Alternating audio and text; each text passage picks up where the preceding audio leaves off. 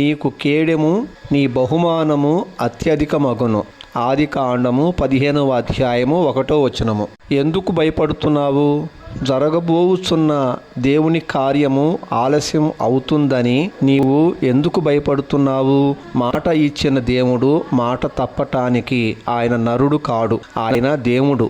నీతో మాట్లాడుతున్న వాక్యము శరీరమును ధరించుకొని నీ యొద్దకు వచ్చి ఉండగా నీవు అంగీకరించి ఉన్నావు. ఆ వాక్యము నీ శరీరమును ధరించుకొని ఉన్నది.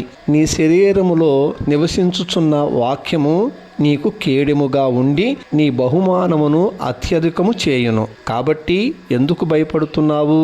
యేసుక్రీస్తునందు దేవుడు ఉంచిన సకల ఆశీర్వాదములు నీలో నివసించుచుండగా ఆయన నీకు కేడెము నీ బహుమానము అత్యధికమగునని నీతో మాట్లాడుతున్నాడు. ఆమేన్.